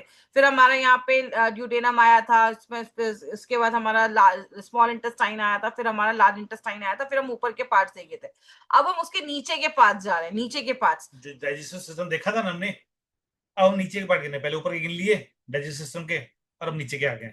अब नीचे के, तो ये जो है, अच्छा, ये जो क्रस ऑफ हेलिक्स है ये क्या है? क्रस ऑफ हेलिक्स कौन सा बॉडी पार्ट को बताता है? क्रस ऑफ हेलिक्स कौन से बॉडी पार्ट को बताता है? ये ऊपर और नीचे की कैविटी को कौन सा पार्ट डिवाइड करता है? एब्डोमिनल कैविटी और थोरैसिक कैविटी को कौन सा पार्ट डिवाइड करता है? Diaphragm, very good. तो ये क्रस ऑफ हेलिक्स हमारा डायफ्राम हो गया। अब डायफ्राम से ऊपर, अब हम थोरैसिक कैविटी की बात करें ना, तो अभी हम सारे ऑर्गन्स किससे देखने वाले हैं? थोरैसिक कैविटी के ऊपर देखने वाले हैं। तो अगर हम डाइजेस्टिव सिस्टम का सबसे पहला जो पार्ट अगर हम बोलेंगे, तो ये 1 नंबर जो पार्ट है, हमने वहां से स्टार्ट किया था। तो हमने जब ये डायफ्राम के चारों तरफ जब हम पॉइंट्स यहाँ पे बता रहे थे, तो ये जो पॉइंट्स बता रहे थे, तो यहाँ वाला जो पॉइंट था वो स्टमक का पॉइंट था, और यहाँ हमारा ऊपर वाला सुपीरियर कोंचा चला गया था। Small intestine, large intestine, urinary bladder, rectum, वहां तक उधर गया था। अब हम स्टमक के नीचे वाला पॉइंट, अब हम यहाँ पे डायफ्राम के नीचे वाला पॉइंट अभी हम डिस्कस कर रहे हैं। तो सबसे पहला जो पॉइंट होगा, ये कौन सा पॉइंट हो सकता है? ये जो 1 नंबर है, ये कौन सा पॉइंट हो सकता है? थोड़ा सा दिमाग लगाइए और बताइए, अगर हम इसको डिवाइड करेंगे तो ये पहला पॉइंट कौन सा पॉइंट हो सकता है? मैंने पहली बार देखा है, नीतू वर्मा जी ने मैसेज किया है, डायफ्राम वाला। Very good. अच्छा लगा। माउथ, वेरी गुड जिग्ना जी, वेरी गुड।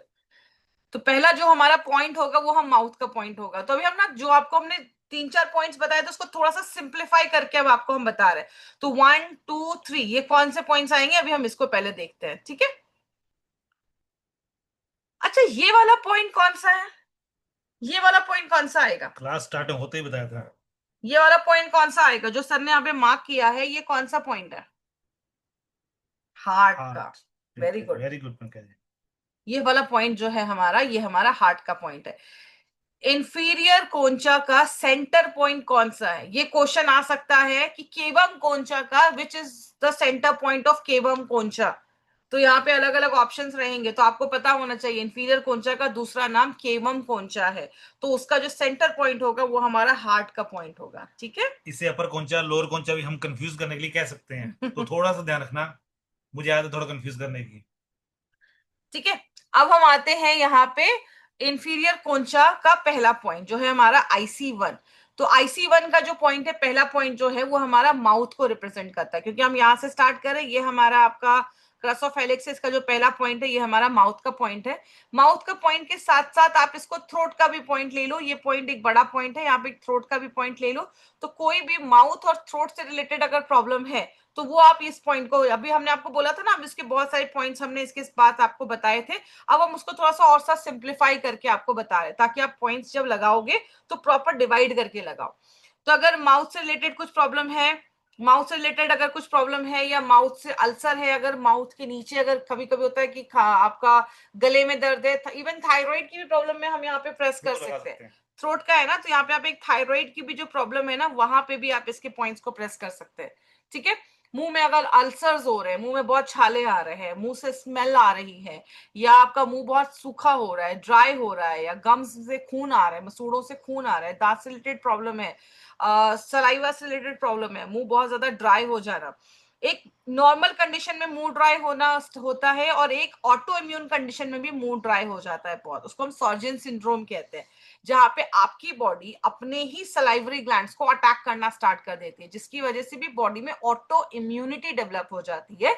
वो भी एक प्रॉब्लम देखा जाता है। देन टॉन्सिलाइटिस का प्रॉब्लम है, टॉन्सिल का भी प्रॉब्लम है, उसमें भी आप ये वाला पॉइंट प्रेस कर सकते हो। गले में बहुत ज्यादा खराश हो रही है, गले में बहुत ज्यादा दर्द हो रहा है, थायराइड का प्रॉब्लम है, पैराथायराइड का प्रॉब्लम है। पैराथायराइड भी बहुत इंपॉर्टेंट ऑर्गन है, आपको हमने लास्ट ही चैप्टर में पढ़ाया है DDHN के स्टूडेंट्स को। तो इनमें से कोई भी प्रॉब्लम है, जो भी प्रॉब्लम आपका माउथ और थ्रोट, तो ये पहला जो पॉइंट है ना, उसको आप माउथ एंड थ्रोट से रिकमेंड कर सकते हो। तो थ्रोट में जो भी ऑर्गन है, कौन कौन से ऑर्गन आ गए आपके? एक तो माउथ आ गया आपका, उसके बाद आपका थायराइड ऑर्गन आ गया, उसके बाद आपका पैराथायराइड भी आ गया, क्योंकि पैराथायराइड आपके थायराइड के पीछे होता है। देन आपका टॉन्सिल का भी प्रॉब्लम आ गया। तो इनमें से कोई भी प्रॉब्लम हो, इससे रिलेटेड कोई भी प्रॉब्लम हो, दांतों से रिलेटेड प्रॉब्लम हो, सलाइवा से रिलेटेड प्रॉब्लम हो, सारी जो प्रॉब्लम्स है वो आपका सिंगल पॉइंट का जो ट्रीटमेंट होगा वो आपका पॉइंट नंबर 1 होगा। और जब इसके साथ एक पॉइंट और लगाना हो, तो पहले बताया हुआ है वो कौन सा होगा? पहले टोंसल का पॉइंट बताया हुआ है। टोंसल का पॉइंट ऐसे और भी तीन आएंगे। बताए थे। नहीं, और भी आएंगे अभी तो। याद है टॉन्सिल के 3 पॉइंट्स बताए थे? नहीं बताया अभी। नहीं, पहले बता चुके वो हैं। पहले बताया ना, अच्छा। और भी बताएंगे। Okay okay okay. हमने जो ये एरिया गिना था, ये वाला एरिया, ये भी गिना था ना जब हम फ्रेंच स्पाइन सीख रहे थे, उसके अंदर भी ये एरिया आया था, ये वाला एरिया। थ्रोट का एरिया आया था, टॉन्सिल का आया था। हम्म। देखो, रिकॉल आया था क्या? रिकॉल करना एक्चुअली मुश्किल होता है कभी कभी, तो आप बिल्कुल भी प्रेशर मत लीजिएगा कि पता नहीं, समझ में नहीं आ रहा, और लोगों को आ रहा है मुझे नहीं आ रहा, बिल्कुल भी प्रेशर मत लीजिएगा। प्रेशर मत लीजिएगा। रिलेट करके हम आपको बार बार इसीलिए समझा रहा हूँ कि ये पॉइंट तो लगाना ही लगाना है, साथ में ये पॉइंट भी लगा दोगे ना तो रिजल्ट अच्छे आएंगे। और टॉन्सिल के आपको और पॉइंट बताएंगे जो मैम पहले बता चुके हैं, वो अलग है। और बताएंगे तो आपको और भी उससे रिजल्ट अच्छा मिलना शुरू हो जाएगा। प्रोटोकॉल में हम बताएंगे सारा कुछ। सर्वाइकल का जो पॉइंट था,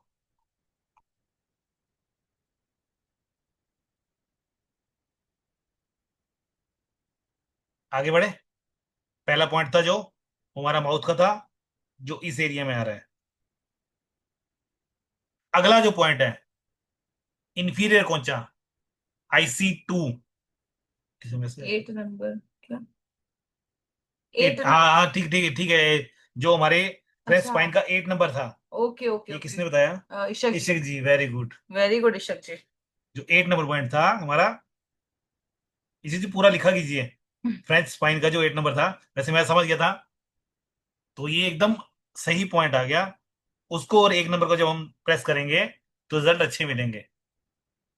जो 2 नंबर का पॉइंट हमारा इंफीरियर कोंचा का, वो आएगा हमारा इस एरिया में, हमारे स्टमक के जस्ट नीचे।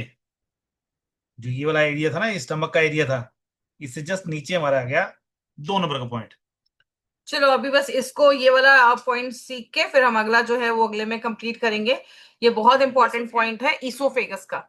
ईसोफेगस एक बहुत इंपॉर्टेंट ऑर्गन होता है। क्यों ऑर्गन तो नहीं बोलूंगी, ये एक आपका पैसेज होता है। आपका जो फूड है यहाँ से होते वो फूड आपका पेट में जाता है, और ये पेट का जो पॉइंट होता है ना, यहाँ पे जो पॉइंट होता है, यहाँ पे हम इसको एलईएस कहते हैं, लोअर ईसोफेगल स्प्लिंटर। स्प्लिंटर मतलब एक ढक्कन होता है, इसको कार्डियक स्प्लिंटर भी कहते हैं क्योंकि ये हार्ट के पास होता है। तो जो आपका फूड होता है ना, वो यहाँ पे आके, कल ही मेरे पास एक पेशेंट आया, उसके रिपोर्ट में एलएक्स एलियस लिखा हुआ था। ये कभी कभी कुछ लोगों का ना, ये जो फ्लैप होता है ना, ये प्रॉपरली बंद नहीं होता है। बंद नहीं होने की वजह से भी बहुत सारी प्रॉब्लम उनको आना स्टार्ट हो जाती है। उनको बहुत ज्यादा वाटर ड्रूलिंग स्टार्ट हो जाता है, रात में सोएंगे ना तो ऐसे लार टपकती रहती है बहुत ज्यादा, ये भी प्रॉब्लम देखा जाता है। तो अगर किसी को ईसोफेगस से रिलेटेड कोई प्रॉब्लम है, ईसोफेजाइटिस है, मतलब ईसोफेगस में आपका इन्फ्लेमेशन हो गया है। हमने बैरेट ईसोफेगस भी पढ़ा था अपने डीडीएचएन के स्टूडेंट। बैरेट ईसोफेगस में क्या था, कांस्टेंट आपका पेट का जो एसिड है वो आपके ईसोफेगस को जब डैमेज करता जाता है तो वहां पे भी इन्फ्लेमेशन हो जाता है, क्योंकि ईसोफेगस की जो लाइनिंग है वो एसिड झेलने के लिए नहीं बनी गई है। ठीक है। एक होता है ईसोफेगल हर्निया, ये कार्डियक हर्निया भी हम इसको कहते हैं, हियाटस हर्निया। अब यहाँ पे इस फोटो से आप ध्यान दो, ये हमारा डायफ्राम होता है। डायफ्राम में होल होता है जिससे आपका ईसोफेगस यहां से आता है, और यहाँ पे फिर आके आपका स्टमक जो है, यहाँ पे आप देख रहे हो डायफ्राम के पास आपका यहाँ पे ईसोफेगस स्प्लिंटर होता है। लेकिन जब किसी को हियाटस हर्निया होता है, हियाटस हर्निया में क्या होता है, आपका पेट का जो भाग है ना वो ऊपर की तरफ ऐसे मूव कर जाता है, इसको हम हर्निया कहते हैं। तो आप देख रहे हो ये जो हमारा यहाँ पे ईसोफेगल स्प्लिंटर होना चाहिए था वो शिफ्ट होके यहाँ पे चला गया। क्यों, आपकी जब डायफ्राम के आगे जो मसल्स है वो वीक हो जाते हैं तो क्या होता है, आपका डायफ्राम पुश हो जाता है। हर्निया का मतलब क्या है, एक ऑर्गन जब अपनी कैविटी को छोड़कर दूसरी की कैविटी में घुसने की कोशिश करता है उसको हम हर्निया कहते हैं। उसी सॉरी, उसी से हमारा इंगुलिन हर्निया भी होता है, याटस हर्निया भी होता है, अलग अलग तरीके के हर्निया होता है, अम्बिलिकल हर्निया भी होता है। आपका इंटेस्टाइन जब नाभि से बाहर निकलने लगता है तो हम उसको अम्बिलिकल हर्निया कहते हैं। तो ये सारी प्रॉब्लम होना स्टार्ट हो जाती है। तो जब आपका ये जो पेट का एसिड है, अब ये एसिड अगर आपका ऊपर आ जाएगा, हाँ ये आप पसंद करो। ग्रुप में सेंड कर सकते हैं। तो ये जो आपका है, ये आपका जो है, अगर आपका स्टमक ऊपर आ गया तो ये स्प्लिंटर भी तो मूव कर जा रहा है ना आपका। तो अगर किसी को ईसोफेगस से रिलेटेड कोई भी प्रॉब्लम होती है, फिर होता है एक्लेंसिया में क्या होता है, आप खाना खा रहे हो लेकिन कुछ लोग बोलेंगे मैं खाना खा रहा हूँ ना, लेकिन मेरा लग रहा है कि खाना ना गले से निकल ही नहीं रहा है, गले से खाना अंदर लेके जाना भी मुश्किल हो रहा है। तो ये भी आपका ईसोफेगस का प्रॉब्लम होता है। फूड रिफ्लैक्स, खाना खा रहे लेकिन अंदर नहीं जा रहा, वो उल्टी हो जा रहा है, बाहर आ जा रहा है, एसिडिटी की प्रॉब्लम हो रही है। आपका ईसोफेगस में कॉन्ट्रैक्शन प्रॉपर नहीं हो रहा, आपका खाना प्रॉपरली मूव नहीं हो रहा है। कार्डियक स्प्लिंटर की प्रॉब्लम अगर होती है, बहुत सारे लोग जो स्ट्रेस में होते हैं ना, आप उनको देखोगे बहुत ज्यादा एसिडिटी उनकी बहुत ज्यादा बढ़ती है, उनका उनको बहुत ज्यादा हार्टबर्न होना स्टार्ट हो जाता है। डिस्फैजिया का मतलब होता है पेनफुल, खाना खा रहे हो वो बहुत दर्द हो रहा है अंदर जाने में, प्रॉपर दर्द, वो प्रॉब्लम, दर्द ज्यादा बढ़ रही है। एसिड रिफ्लक्स हो रहा है, पेट का एसिड बार बार आपकी, क्योंकि ढक्कन खुल गया है ना, ढक्कन आपका लूज हो गया है, तो पेट का एसिड बार बार आपकी इसोफेगस में जा रहा है। ये कंडीशन जब लगातार आपकी हिट होती है तब एक प्रॉब्लम होती है जिसको हम गर्ड कहते हैं। गर्ड कहते हैं, GERD oesophagus gastro oesophagus reflux disorder. तो उसमें क्या हो रहा है, आपका जब ये पेट का एसिड आ रहा है, आपका लोअर स्प्लिंटर जो है वो क्लोज है, तो पेट का एसिड वापस चला जा रहा है। लेकिन अगर ये ढक्कन जो है वो आकर आपका ये स्प्लिंटर लूज हो जाता है, जिसकी वजह से क्या होता है, पेट का एसिड आपके इसोफेगस में जा रहा है, बार बार जा रहा होता है, तो इसको भी डैमेज करना स्टार्ट कर देता है, जिसको हम गैस्ट्रो इसोफेगल रिफ्लक्स डिसऑर्डर कहते हैं, जिसको हम शॉर्ट में गर्ड कहते हैं। तो अगर कोई पेशेंट आपका गर्ड का आ रहा है या लैक्सीएस का पेशेंट आ रहा है, उसका जो ढक्कन है वो लूज हो गया है, इसमें आप अपना मैग्नीशियम स्प्रे दे सकते हो। मैग्नीशियम स्प्रे बहुत अच्छे से वर्क करता है। क्यों, magnesium is a muscle relaxant, muscles को रिलैक्स करता है। एक प्लास्टिक की बोतल लीजिए और आप उसको बहुत ना स्ट्रेस से ऐसे दबाइए तो उसका ढक्कन खुल जाएगा। आपने कभी नोटिस किया है, एक प्लास्टिक की बोतल, ये तो स्टील की है, अगर मैं इसको बहुत तेजी से दबाऊं तो इसका ढक्कन खुल जाएगा। हमारा जो मसल्स है वो अगर बहुत ज्यादा स्ट्रेस में, आपकी बॉडी बहुत ज्यादा स्ट्रेस में, तो बॉडी में स्ट्रेस में मसल्स क्या होते हैं, एक दूसरे को ऐसे प्रेस करते हैं, जब मसल्स प्रेस करते हैं तो आपका जो स्प्लिंटर होता है वो ओपन बंद होता है। तो जब आप किसी को मैग्नीशियम स्प्रे देते हैं, वो नहाने के बाद पूरी बॉडी पे मैग्नीशियम स्प्रे लगा रहा है, उसके मसल्स रिलैक्स हो जाएंगे। जब मसल्स रिलैक्स हो जाते हैं ना, तो अपने आप फिर आपका ढक्कन जो है वो नॉर्मल होना स्टार्ट हो जाता है। तो मैग्नीशियम डेफिशिएंसी की वजह से भी कुछ लोगों को गर्ड का प्रॉब्लम देखा जाता है। और दूसरा, मसल्स अगर आपके वीक हो जाते हैं तो भी आपको गर्ड का प्रॉब्लम देखा जाता है। तो ये दो कंडीशन देखे जाते हैं। तो आई होप सबको हियाटस हर्निया भी समझ में आया होगा, गर्ड भी। इसमें मैं आपको एनाटॉमी, फिजियोलॉजी, पैथोलॉजी सब मिक्स करके भी पढ़ा रही हूँ यहाँ पे, और साथ में कुछ ट्रीटमेंट्स भी दे रही हूँ। ये आपके ग्रुप में मैंने फोटो भेजी भी है, एयरटेल हर्निया की। मुझे किसी डॉक्टर ने भेजी थी, तो कहते आपका पास इसका ट्रीटमेंट है क्या। तो मैंने उसे ट्रीटमेंट बताया था इसका। मैंने ग्रुप में फोटो शेयर भी की है। और सर ने बहुत अच्छे रिजल्ट लिए हैं हियाटस हर्निया पे, ऑरिकुलर और अपना सोजोग, ये सारे के साथ जिनको सर्जरी बोला गया था, तो उनपे बहुत अच्छा रिजल्ट हमारे पास आया है उसका। तो ये है हमारा, तो इसका जो पॉइंट है, अब हम स्प्लीन अगले बार देखेंगे। इसका जो पॉइंट है वो हमारा यहाँ पे, आपका सेकंड नंबर का जो पॉइंट है इसोफेगस का। तो हमारा जो पहला नंबर का पॉइंट है, फर्स्ट जो नंबर का पॉइंट है, वो आप माउथ एंड थ्रोट का रख लो। और जो दूसरा जो पॉइंट है ना, वो उसको आप क्या नाम दे दो, इसोफेगस। इसोफेगस से, और दूसरा जो इसका एक और पॉइंट आप कर सकते हो, कार्डियक स्प्लिंटर। जो हमारा ढक्कन है ना, उसको भी आप उसी पॉइंट से प्रेस कर सकते हो। कोई भी गर्ड का पेशेंट आए तो आप डायरेक्टली उसके कार्डियक स्प्लिंटर का जो पॉइंट है वो आप यहाँ पे प्रेस कर सकते हो। ठीक है। तो आज का सेशन हम यहीं पे कंप्लीट करेंगे। अगला जो सेशन होगा उसमें हमारा ट्रैगस का हम कंप्लीट करेंगे, और इसका जो कुछ 5-6 पॉइंट्स बचे हैं उसको हम कंप्लीट करेंगे। तो आई होप आज का सेशन आपके लिए अच्छा होगा। कोई भी अगर क्वेरी है तो आप ग्रुप में पूछ सकते हैं। तो आज का सेशन हम यहीं पे क्लोज करेंगे। Thank you everyone, good night. Good night.